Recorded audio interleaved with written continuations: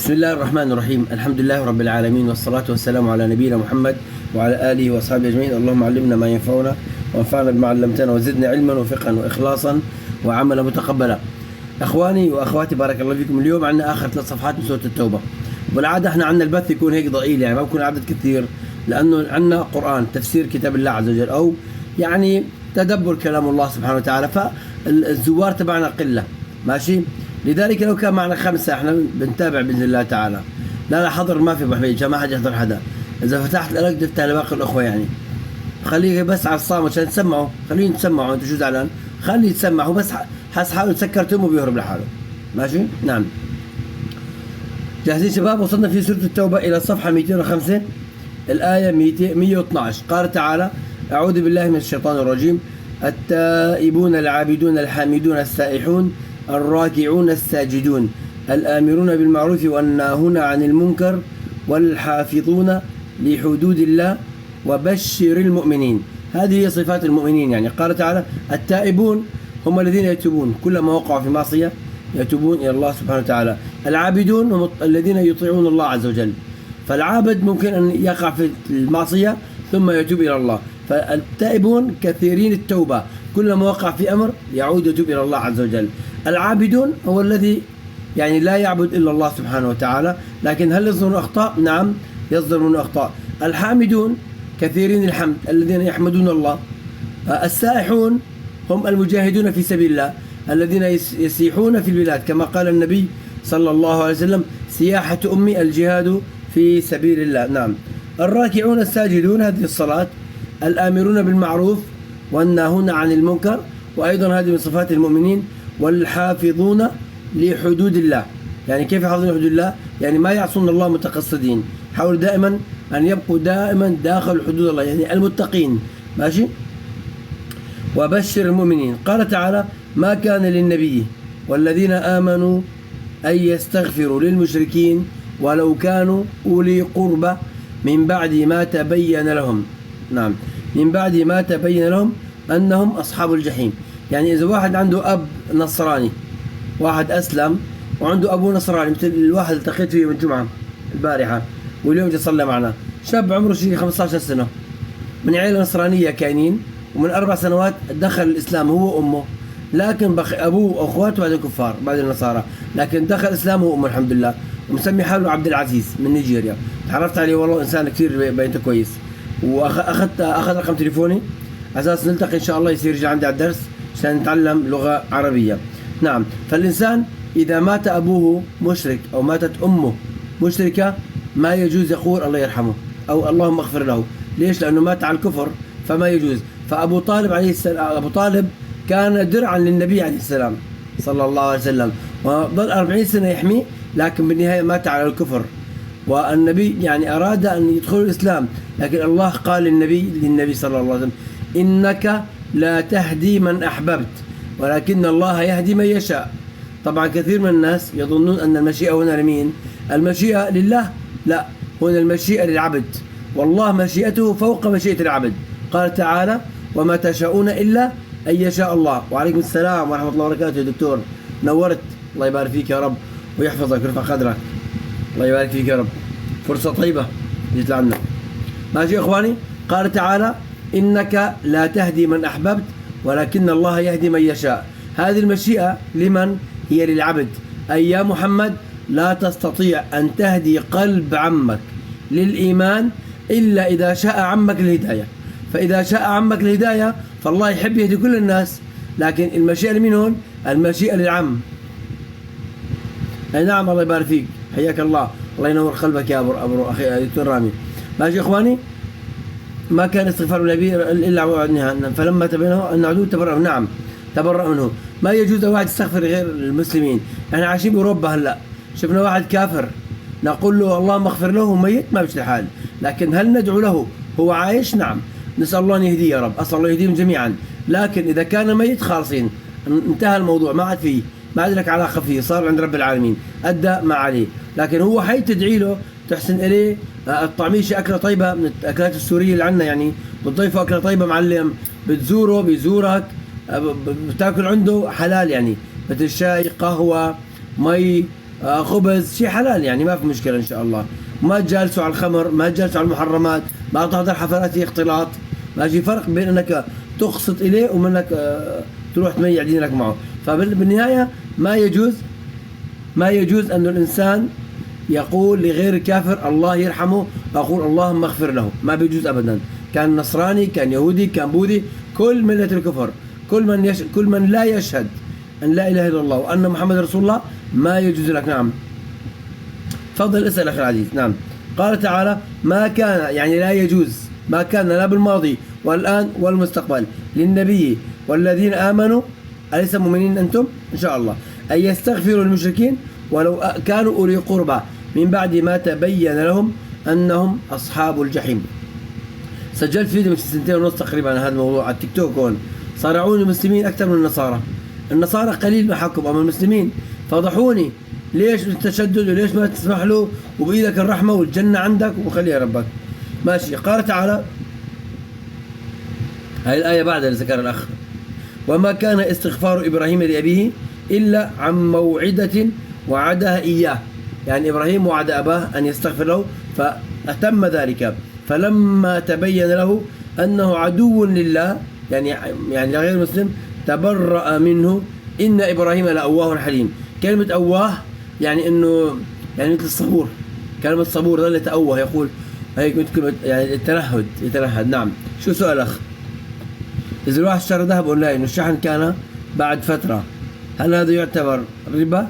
سمعت في حديث إنه بيد بيد. نعم، لازم يكون يد بيد، الذهب لازم يكون يد بيد، غير هيك يكون ربا. استغفر ولا تستغفر. هل المنافقين؟ نعم أخي، المنافقين نعم. سؤال، يجوز الخروج لا، ما يجوز أن تخرج في جنازة النصراني، إذ أن الخروج في الجنازة هي اللهم صل على النبي، الخروج في الجنازة هي للشفاعة، أن يشفع لهذا الإنسان، فإذا كان كافر ما يجوز تشفع له. طيب شو الحل؟ الحل تنزل على تركيا مثل ما عملت أنا، تروح تشتري أغراض بإيدك وبترجع، أو على الإمارات أو على مصر أو أي دولة ثانية، تشتري أغراض بإيدك وترجع، غير هيك ما في حل. اشتريه وتعال. نعم، إلا إذا بدك تشتري شي مليون يورو شي كنز، لا ما مشي هذا. نعم، قال تعالى وما كان الله ليضل قوما بعد إذ هداهم، يعني الله ما يضل الناس بعد إذ بين لهم الحق. الله بين لهم الحق، الله ما يضلهم إلا إذا أرادهم أن يضلوا. نعم، وما كان الله ليضل قوما بعد إذ هداهم حتى يبين لهم ما يتقون، يعني الله ما يضل الناس إلا إذا بين لهم ثم كفروا بعد ذلك.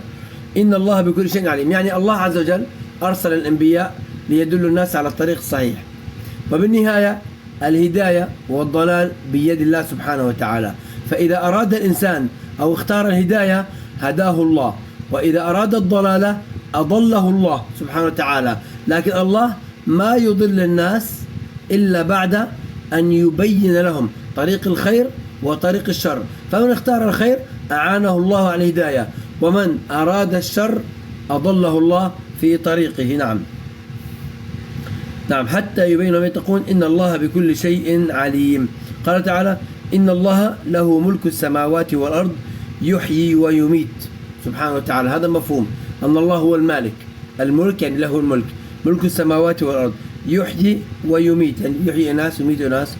وما لكم من دون الله من ولي ولا نصير. الولي هو القريب، والنصير هو المعين المساعد. نعم، فمن غير الله ما يجوز. نعم.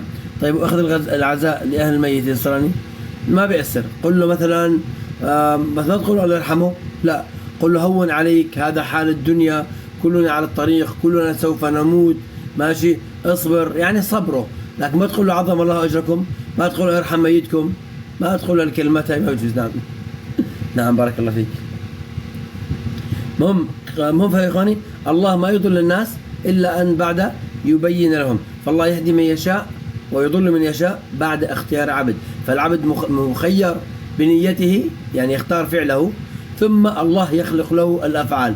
نعم، تعازينا خلاص. أيوة، كوندلنس، اسمها كوندلنس بالإنجليزي على ما أعتقد، كوندلنس، وكلمة ثانية اسمها solace. I'm just here today to offer you solace، يعني أنا جاي هون حتى أعزيك، ماشي، يقول لك thank you so much كذا، إيش الحال، قضي الأمر، ماشي، اسحب حالك ترجع الدار. قال تعالى إن الله له ملك السماوات والأرض يحيي ويميت، ماشي، وما لكم من دون الله، يعني من غير الله، ما لكم من غير الله سبحان الله من ولي ولا نصير. نعم. لقد تاب الله على النبي والمهاجرين والأنصار الذين اتبعوه في ساعة العسرة من بعد ما كاد يزيغ قلوب فريق منهم ثم تاب عليهم إنه بهم رؤوف رحيم. الله تاب على المؤمنين، النبي تاب عليه لأنه سمح للمنافقين أن يبقوا في المدينة وقبل عذرهم، ماشي. والمسلمين بعض المسلمين ما خرجوا على القتال وكانوا مسلمين. الآن سنعلمهم كعب ومرارة وهلال. هؤلاء الثلاثة تخلفوا عن الحرب وما كان عندهم عذر وكانوا مسلمين ما كانوا منافقين، يعني كانوا مؤمنين حقيقيين. نعم. اللهم صل على رسول الله. ساعة العسرة أي معركة تبوك في عز الحرب، يعني قرر النبي صلى الله عليه وسلم أن يقاتل الروم لأنهم يتجهزون لغزو المدينة، فخرج عليهم بجيش صلى الله عليه وسلم. وقيل أنه ما حدث قتال، وعاد النبي صلى الله عليه وسلم والجيش إلى المدينة. نعم. وعلى الثلاثة الذين خلفوا، يا سلام، كثير ناس ما يعرفوا معناتها هاي. وعلى الثلاثة الذين خلفوا حتى إذا ضاقت عليهم الأرض بما رحبت وضاقت عليهم أنفسهم وظنوا أن لا ملجأ من الله إلا إليه ثم تاب عليهم ليتوبوا إن الله هو التواب الرحيم. الله يتوب علينا يا رب. أخواني، حد يعرف معنى الآية؟ وعلى الثلاثة الذين خلفوا حتى إذا ضاقت عليهم الأرض، هذول الثلاثة كعب ومرارة وهلال تخلفوا. نعم. طب ماشي يا أبو بكر، تعرف شو معنى تخلفوا؟ يلا استفاد معلومة جديدة إذا ما تعرفها، استفاد معلومة جديدة. هؤلاء الثلاثة تخلفوا عن جيش النبي صلى الله عليه وسلم ولكن كانوا مؤمنين صادقين. عندما عاد النبي المدينة جاء المنافقون لأن انهجروا، تخلفوا السبب عن الجهاد. طيب ماشي، راح مرة لا خطأ، صار من واحد يحكي معهم. يا سلام يا سلام، مين هذا عم يجاوب؟ حاطط اسم انجليزي مفهوم. هذا الإجابة الصحيحة. صار من التخلف ليس التخلف عن الجهاد هنا الله يقول خلفوا، يعني مو تخلفوا، يعني غصبا عنهم خلفوا. والذين خلفوا هم النبي، يعني أجلهم. التخليف والتأجيل، النبي حاسب المنافقين وقالوا يا رسول الله كذا وكذا فعذرهم، ولكن هؤلاء لم يعذرهم النبي صلى الله عليه وسلم فخلفهم عن الحساب. الله يجزيه خير. هذا الأخ فهمنا صح أو الأخت ما بعرف لمعنى، فهذا فهمنا القضية صح. فالنبي خلفهم، قال اذهبوا حتى يعني الله يحكم بيناتكم. فبالأول منعهم يتكلموا مع الناس، بعدين منعهم يتكلموا مع زوجاتهم، بعدين حرمهم من زوجاتهم، منعهم من زوجاتهم، لحتى بالأخير نزلت عليهم التوبة من الله عز وجل. نعم. الآية 118. الآية 118. حياك الله براء، بارك الله فيك، والله أنت فهمنا صح. نعم. فيا أخواني كلمة خلفوا في عليه ضمة، ما تخلفوا عن الحرب، تخلفوا ما اختلفنا، لكن خلفوا أي النبي أجلهم أرجأهم، قال اذهبوا حتى يحكم الله فيكم، فبقوا 4 أشهر حتى نزلت يعني التوبة إليه من الله، تاب الله عليهم ثم عادوا إلى بيوتهم. نعم. عن المشيئة، اللهم صل على النبي، رقم 115. 115. نعم 115. ماشي يا إخواني، هاي معناتها. نعم. والله الله أعلم. المهم يا إخواني، فكلمة خلفوا أي أجلهم النبي، ما حاسبهم. كل منافق جمع عذر، قدم العذر للنبي، النبي قبل منه، عرفانه كذاب، عرفانه منافق، لكن خلوه روح، يلا روح روح روح. لما أجوا للثلاثة جاء هذا كعب عند النبي فقال ماذا أقول لك يا رسول الله؟ والله لو قلت لك أي شيء وأنا صاحب لسان وفصيح، وإذا أردت أن أقنع الإنسان هذا الجبل من ذهب لأقنعه، لكن أنك أنت يا رسول الله معك وحي من السماء، مهما أخبرتك راح تعرفني كذاب. فقال ورسول الله ما خلفني شيء إلا الكسل، يعني تكاسلت عنك.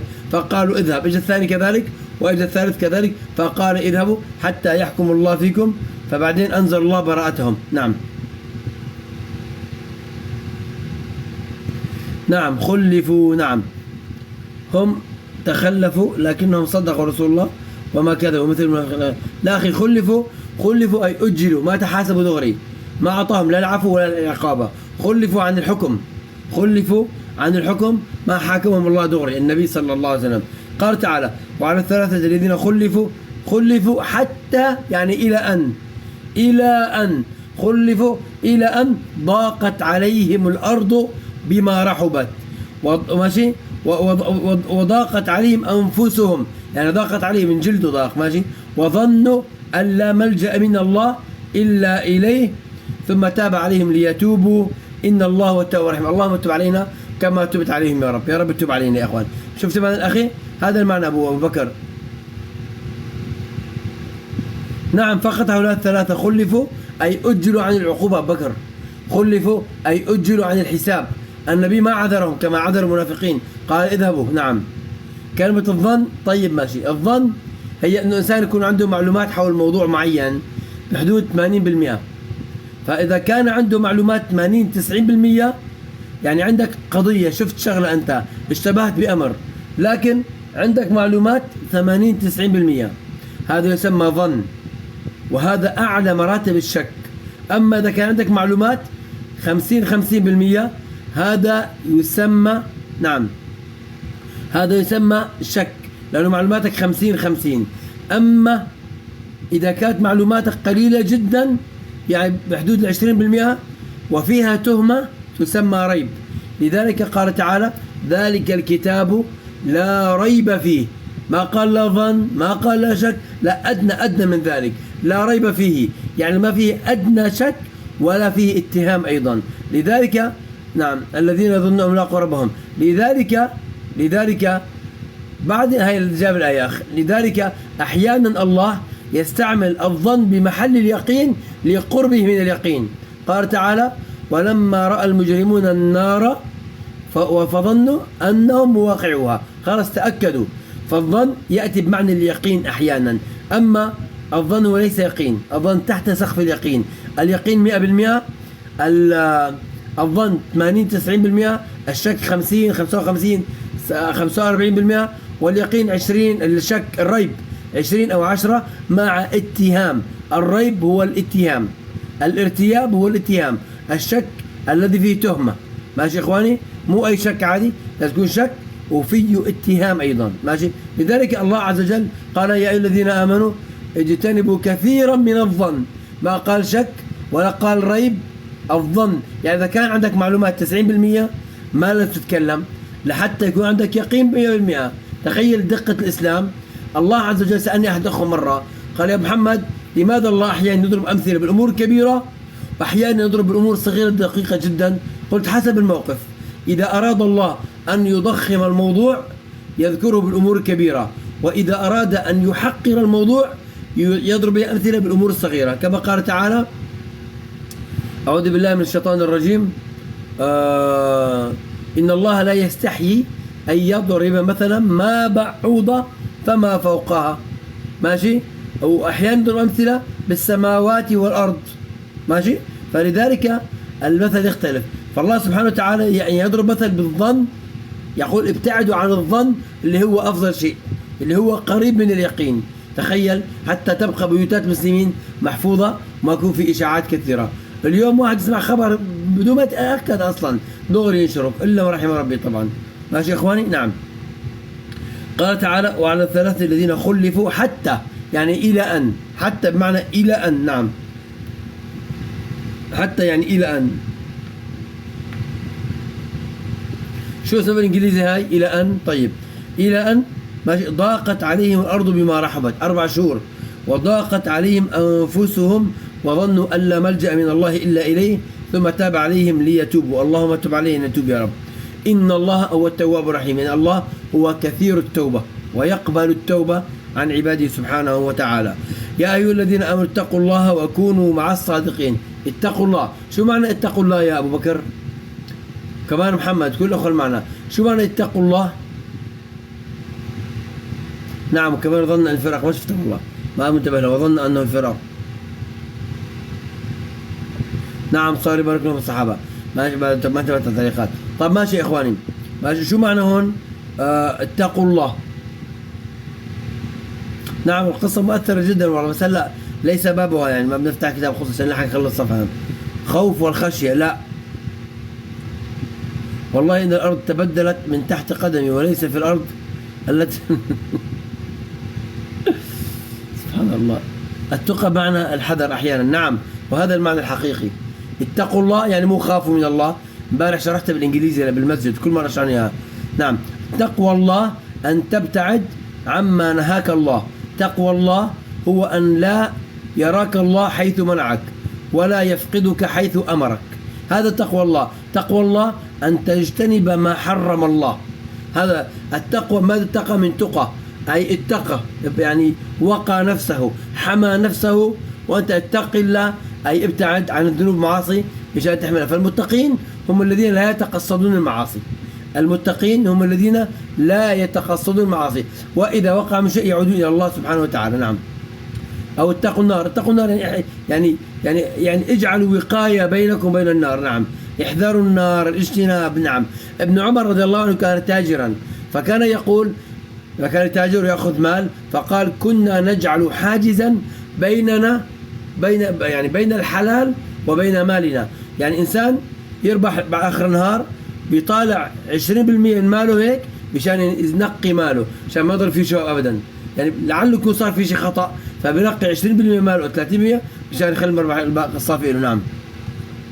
الخوف والخشية ولها أمر وفعل. نعم، لها أمر وفعل. احذر، مثل احذر يعني اتقي، احذر يعني.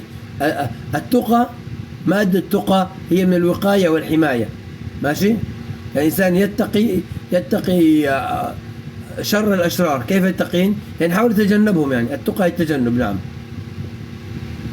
قال تعالى أعوذ بالله من الشيطان الرجيم الذين اتقوا الله يعني احذروا الله، احذروا الله وكونوا مع الصادقين. نعم، الصادقين هم الذين ركزوا الكلمة جزء أول ما تسمعوها. الصادق ليس فقط ما يتكلم بالصدق، الصادق هو الذي يصدق يعني فعله كلامه. نعم. نعم، هي كلمات متقاربة، اسمها كلمات متقاربة سبحان الله، لها عدة معاني. ماشي يا إخواني؟ فالصادق هو الذي يصدق ماشي قوله بفعله، كما قال إخوة يوسف لأبيهم قالوا وما أنت بمؤمن لنا ولو كنا صادقين وجاءوا على قميص بدم كذب. يعني جابوا دليل. فالتصديق هو أن تصدق شيء، أن تقدم دليل مادي حتى يصدق القول تبعك، يعني شيء فعلي. إنسان يقول أنا مسلم أنا مؤمن وبعدين ما يصلي ولا يصوم ولا يعمل شيء، هذا مو كلام. يجب العمل أن يثبت أنك إيمان. نعم، بصدق وقول وفعل. نعم، هذا نعم. نعم، أن يصدق قوله بفعله، هذا الصدق، أن يصدق قوله بدليل بين مادي واضح. نعم. ما كان لأهل المدينة ومن حولهم من الأعراب أن يتخلفوا عن رسول الله، يعني ما ينبغي، ما كان يجوز لأهل المدينة والأعراب حول المدينة يتخلفوا عن النبي صلى الله عليه وسلم ويرغبوا. نعم، ولا يرغبوا بأنفسهم عن نفسه، أي لا يفصلوا نفسهم عن نفسه، أي لا يميلوا إلى أنفسهم عن نفسه. يرغب إلى يعني يميل إلى، يشتاق إلى، يحبه. ماشي؟ أن لا يفضلوا النبي أنفسهم عن النبي صلى الله عليه وسلم. نعم. وذلك بأنه لا يصيبهم ظمأ ولا نصب، يعني ما بصير بعطش ولا ألم أو تعب ولا مخمصة مجاعة في سبيل الله، ولا يطؤون موطئا، يعني ما يدعسوا بمكان يغيظ الكفار، ولا ينالون من عدو نيلا، أي إذا قاتلوا العدو وأخذوا منه شيء إلا كتب لهم به عمل صالح، يعني أي شيء يفعلون بالمعارك كتب لهم عمل صالح. نعم.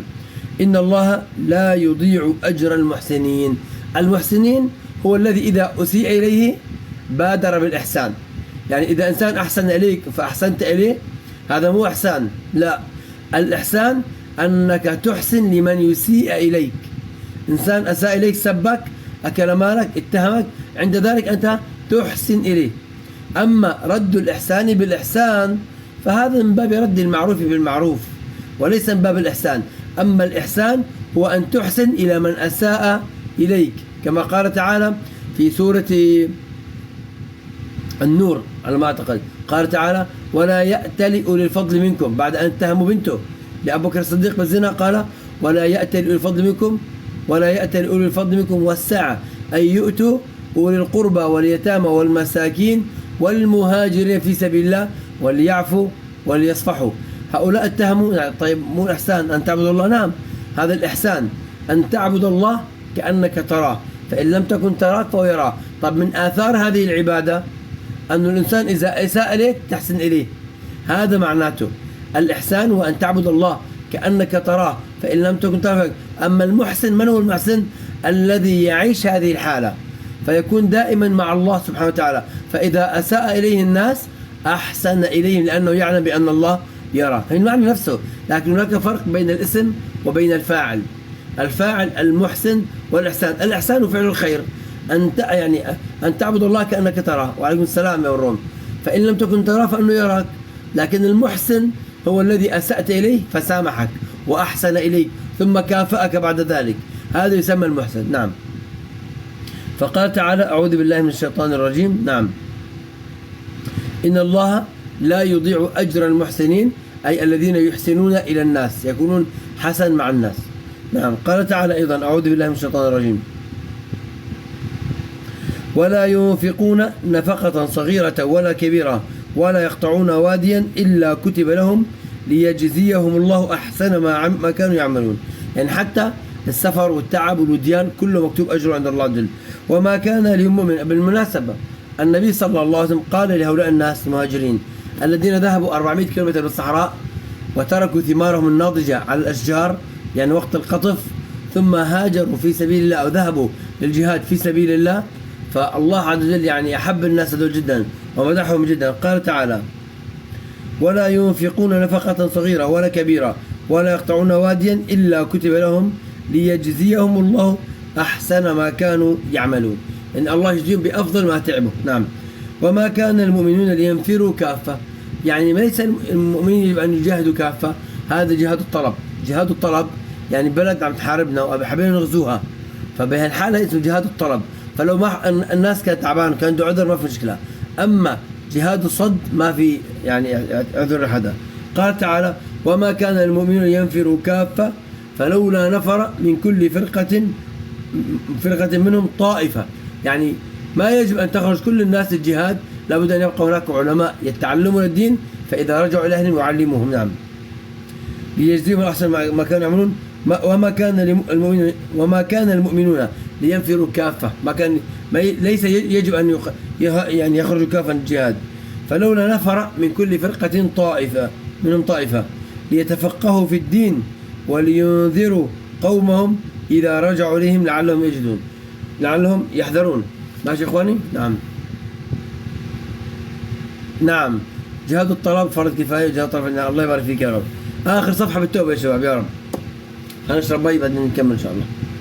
آخر صفحة بآية التوبة إن شاء الله.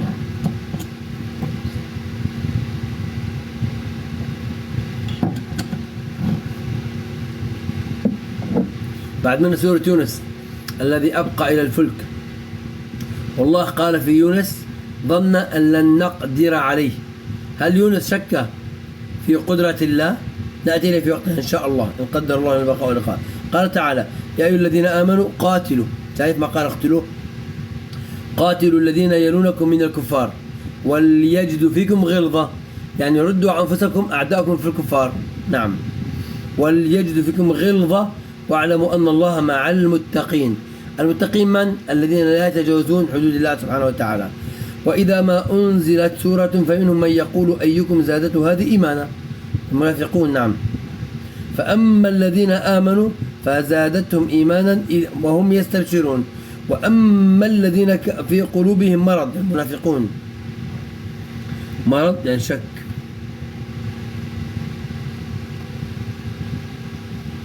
فزادهم رجسا إلى رجسهم. الرجس هو الشرك معنا أو الكفر. ماشي. وأما الذين في قلوبهم مرض فزادهم رجسا إلى رجسهم، نسأل الله العفو والعافية، وماتوا وهم كافرون. أولا يرون أنهم يفتنون في كل عام مرة أو مرتين ثم لا يتوبون، يعني كل مرة يصير عندهم حروب، كل مرة يصير عندهم مشاكل، لكن ما يتوبون. الفتنة معنى اختبار، لكن ما يتوبون إلى الله. وإذا ما أنزلت سورة نظر بعضهم إلى بعض هل يراكم من أحد ثم انصرفوا. المنافقين يعني صرف الله قلوبهم بأنهم قوم لا يفقهون، إن الله يدعو عليهم. نعم. حديث ولا قوة، ما فهمت حديث ولا قوة، ما بعرف جزء مو حديث. لقد جاءكم رسول من أنفسكم عزيز عليه ما عنتم، يعني يعز عليه ما يؤلمكم ما يتعبكم، حريص عليكم بالمؤمنين رؤوف رحيم. نعم. فإن تولوا فقل حسبي الله لا إله إلا هو عليه توكل وهو رب العرش العظيم. نعم. فقال تعالى لقد جاءكم رسول من أنفسكم عزيز عليه ما عنتم، يعني يعز عليه ويحزن ما أصابكم، حريص عليكم بالمؤمنين رؤوف رحيم. أظن شنات. نعم. بالمؤمنين. فالآية انتهت، السورة انتهت تقريبا. نعم. فالله يقول فإن تولوا فقل حسبي الله لا إله إلا هو، حسبي الله أن يكفيني الله. نعست والله والروم بين عيوني. فإن تولوا فقل حسبي الله أن يكفيني الله، يعني إذا تولى عنك الناس فقل حسبي الله، مثل ما قال أخونا محمد. نعم. اللهم صل على بالأول. أغلب الناس القديمة ما عادش لعندي، فأنا أقول فإن تولوا فقول حسبي الله يكفيني الله. فقل فإن تولوا فقل حسبي الله لا إله إلا هو عليه توكلت وهو رب العرش العظيم. أنا متوكل على الله إن شاء الله بإذن الله تعالى. الله يبارك فيكم. سبحانك اللهم وبحمدك أشهد أن لا إله إلا أنت أستغفرك وأتوب إليك. شافت يا أبو ربيع بلاش أطش.